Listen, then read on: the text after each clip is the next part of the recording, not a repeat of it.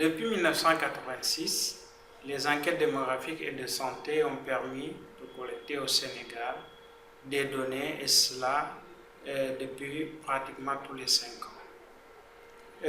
Pour cette nouvelle opération, l'enquête démographique et de santé continue, et il a été mis en place en 2012-2013 en vue de répondre aux besoins permanents en données pour planifier, suivre et évaluer les programmes de santé et de population. En même temps, il faut signaler que l'enquête permettra le renforcement des capacités des institutions du Sénégal dans le domaine de la collecte et de l'utilisation de ces données.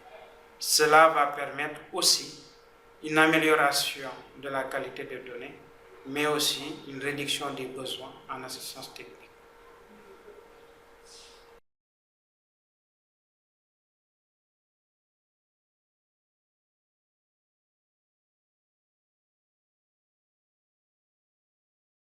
L'EDES continu est conçu pour collecter des données représentatives au niveau national au cours des 5 phases annuelles de 2012 à 2017.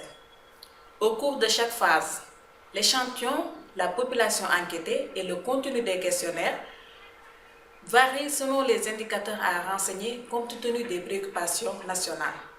À la fin de chaque phase, des résultats sur les indicateurs clés seront disponibles ainsi que sur certains aspects spécifiques à cette phase. À partir de la phase 2, un rapport plus important sera produit annuellement sur la base des données agrégées des 2 phases précédentes. Ainsi, on aura un rapport comparable à celui d'une EDES complète et qui comprendra tous les indicateurs démographiques et de santé essentiels.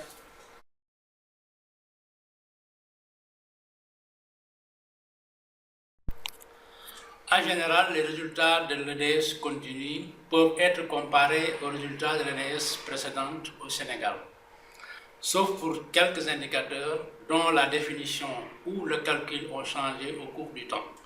Cependant, pour certains indicateurs calculés sur une période de plusieurs années précédant l'enquête, par exemple l'indice synthétique de fécondité, le quotient de mortalité des enfants de moins de 5 ans, les soins prénatales, etc., les périodes de référence pour les enquêtes de 2010-2011 et 2012-2013 se chevauchent.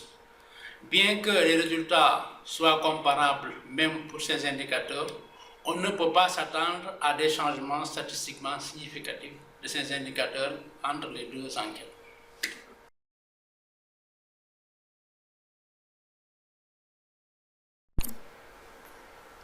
L'échantillon variera au cours des 5 phases. Dans la première, l'échantillon est représentatif au niveau national, résidence, milieu urbain, milieu rural, et pour les 4 grandes régions, le nord, l'ouest, le centre et le sud. Dans la deuxième phase, la plupart des indicateurs sont basés sur les données agrégées des phases 1 et 2, donc représentatifs au niveau national, milieu de résidence urbain ou rural, et pour toutes les 14 régions. Dans la troisième phase, la plupart des indicateurs sont basés sur les données agrégées des phases 2 et 3, donc représentatifs au niveau national, milieu de résidence urbain et rural et pour les 14 régions. Dans la quatrième phase, la plupart des indicateurs sont basés sur les données agrégées des phases 3 et 4 et ces données seront représentatives au niveau national et selon le milieu de résidence, c'est-à-dire urbain et rural, et pour toutes les 14 régions. Dans la cinquième phase, enfin, on aura des indicateurs qui seront basés sur les données agrégées des phases 4 et 5, et ces données seront représentatives au niveau national, milieu de résidence urbain et rural, et pour toutes les 14 régions du Sénégal. La population enquêtée aussi va varier au cours des 5 phases de l'EDES continu. Dans la première et la quatrième phase, les femmes âgées de 15 à 49 ans seront enquêtées. Dans les deuxième, troisième et cinquième phases, en plus des femmes de 15 à 49 ans, les hommes de 15 à 59 ans seront enquêtés. De la même façon, les questionnaires de l'enquête varient au cours des 5 phases. Chaque phase utilisera le questionnaire EDS standard réduit. De plus, chaque phase aura un module spécial. Le thème de ce module spécial changera dans chaque phase. Dans les phases où les hommes seront enquêtés, il y aura aussi le questionnaire homme. Concernant les mesures biologiques et l'anthropométrie, la taille et le poids des enfants de moins de 5 ans seront mesurés au cours de chaque phase. En outre, au cours de chaque phase, l'anémie et la parasitémie palus seront mesurés auprès des enfants de 6 à 59 mois.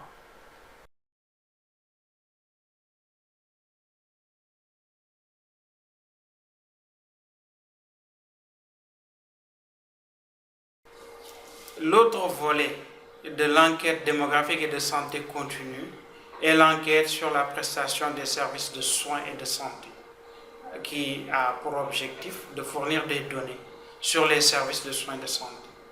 Donc, contrairement aux enquêtes démographiques et de santé qui collectent des données auprès des ménages, l'enquête sur les établissements de santé va permettre de collecter des informations auprès des structures de santé.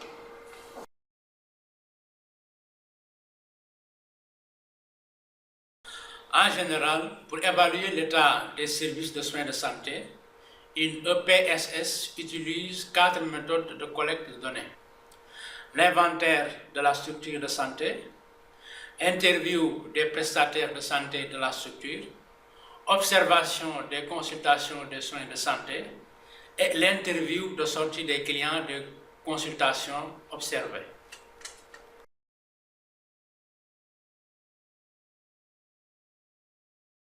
L'enquête sur les structures de santé continue a été conçue pour collecter des données sur les structures de santé du Sénégal de façon continue au cours des 5 phases annuelles de 2012 à 2017. Au cours de chaque phase, l'échantillon et les thèmes de collecte de données varient. Un rapport sera publié après chaque phase et à la fin des 5 phases, l'enquête continue auprès des structures de santé fournira une vision complète du système de santé du Sénégal et de toutes les structures qui auront été enquêtées.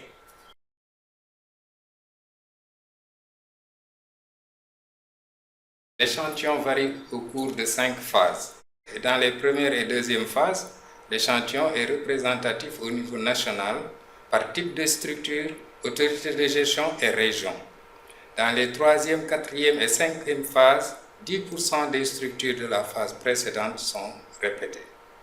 Au cours de toutes les 5 phases maintenant, le questionnaire inventaire sera utilisé dans les structures de santé. De la même façon, au cours de chaque phase, les prestataires de santé dans les structures seront interviewés. Les thèmes des consultations observées varient aussi au cours des 5 phases. Les consultations de planification familiale et les soins curatifs ambulatoires pour l'enfant malade étaient observés au cours de la phase 1. Les thèmes pour les phases suivantes ne sont pas encore déterminés.